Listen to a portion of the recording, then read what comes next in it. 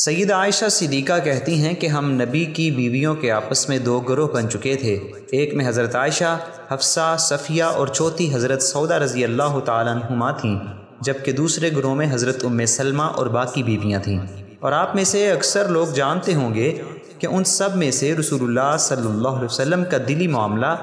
حضرت عائشہ رضی اللہ عنہا کے ساتھ زیادہ تھا، اور آپ کہا کرتے تھے کہ اللہ، میں اپنی بیویوں میں انصاف کرتا ہوں، لیکن میرے دل کی کیفیت تیرے اختیار میں ہے، میرا دل عائشہ کی طرف زیادہ مائل ہوتا ہے۔ اچھا، بہرحال واقعہ کچھ یوں ہے کہ حضرت عائشہ کہتی ہیں اگر کسی صحابی نے کوئی تحفہ بیچنا ہوتا تو وہ اپنا تحفہ اکثر اس دن رسول اللہ کو بیچتے جب آپ میرے ہاں تشریف فرما ہوتے، یعنی جس دن میری باری ہوتی۔ کہتی ہیں ام سلمہ کے گروہ کی دوسری بیویوں نے ام سلمہ سے کہا کہ آپ رسول اللہ کے پاس جائیں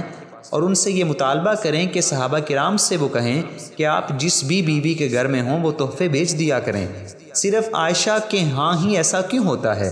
جب رسول اللہ صلی اللہ علیہ وسلم نے یہ بات سنی تو ام سلمہ کو کچھ بھی نہ کہا اور خاموش رہے۔ دوسری بیویوں نے ام سلمہ سے پوچھا کہ رسول اللہ نے کیا جواب دیا؟ انہوں نے بتایا جب میں نے رسول اللہ سے پوچھا تو انہوں نے خاموشی اختیار کر لی، تو میں نے کوئی آگے بات نہ کی۔ سیدہ ام سلمہ نے دوبارہ ان کے کہنے پر وہی بات کی تو اللہ کے رسول پھر خاموش رہے، حتیٰ کہ جب تیسری مرتبہ ایک اور موقع پر ام سلمہ نے مناسب وقت سمجھ کر پھر وہی بات کی تو رسول اللہ نے فرمایا ام سلمہ، مجھے عائشہ کے بارے میں تکلیف نہ دو، یہ امتیاز اس کے پاس اللہ کی طرف سے ہے کہ تم سب کے بستر پر ہوتا ہوں تو کبھی وہی نہیں آئی، جبکہ اپنی بیویوں میں سے جب میں عائشہ کے بستر پر ہوتا ہوں تو مجھ پر کئی مرتبہ جبریل وہی لے کر آتے ہیں۔ تو اس کے بعد سیدہ ام سلمہ نے عرض کی یا رسول اللہ، میں معافی چاہتی ہوں، میرے رویے سے آپ کو تکلیف پہنچی، آئندہ میں کبھی اس موضوع پر بات نہ کروں گی۔ پھر ازواج مطہرات نے سیدہ فاطمہ سے کہا تم اپنے ابا جان سے بات کرو،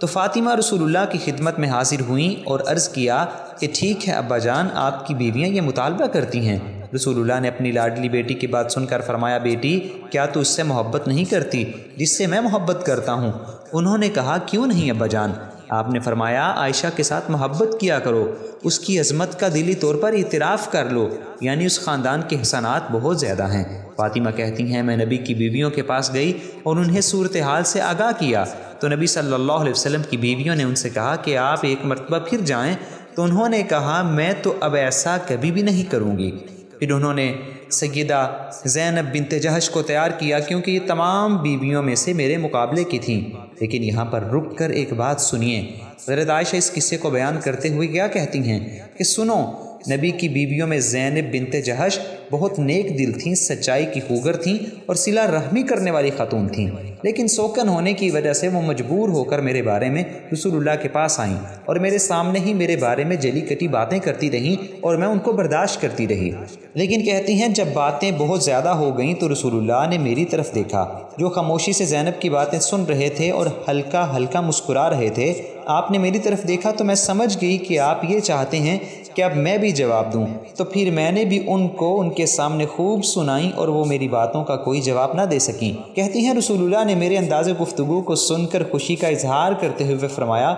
آخر تو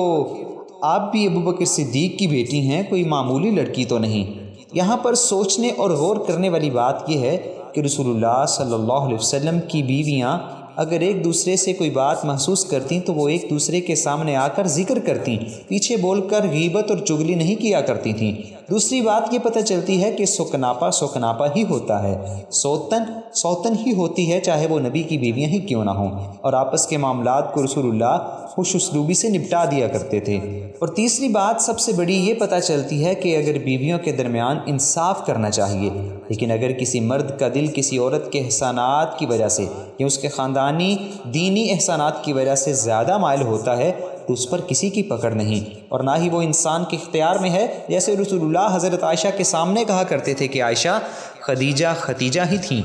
انہوں نے اس وقت میرا ساتھ دیا جب میرے ساتھ کوئی نہیں تھا، تم اس کا مقابلہ نہیں کر سکتی۔ پانچویں بات یہ پتہ چلتی ہے کہ بیویوں کی اگر آپس میں بحث ہو تو اکثر باتیں سن کر خاموشی اختیار کرنا ہی بہتر ہوتا ہے، جیسے آپ ام سلمہ کی بات بار بار سنتے رہے۔ اور چھٹی اور آخری بات یہ پتہ چلتی ہے کہ عورت میں کچھ فطری ضد ہوتی ہے کہ اگر کسی چیز کے پیچھے پڑ جائے تو خوب پیچھے پڑتی ہے، جیسے ام سلمہ نے اور ان کے گروہ نے شروع سے لے کر آخر تک کوشش کی، کبھی فاطمہ کو، کبھی زینب کو اور کبھی خود جانا۔ لیکن کیسی محبت ہے ان کی آپس میں، ایک دوسرے کی تعریف بھی کیا کرتی تھیں اور ایک دوسرے سے مقابلہ بھی رہتا تھا، اور اگر غلطی ہو جاتی تو آپس میں معذرت بھی کر لیا کرتی تھیں، اور تو اور آپس میں ایک دوسرے کو تحفے تحائف بھی دیا کرتی تھیں۔ آخر میں دعا ہے کہ اللہ تعالی ہمارے ان بھائیوں کے ساتھ خیر کا معاملہ کرے جو اس پرفتن دور میں خالصتاً کسی متعلقہ یا بیوہ پر احسان کرتے ہوئے یا پھر اپنی جائز خواہشات کی تکمیل کے لیے نکاح جیسی حلال صورت کو اختیار کرتے ہوئے اور اپنے آپ کو حرام سے بچانے کے لیے 2 یا 2 سے زیادہ بیویاں رکھتے ہیں۔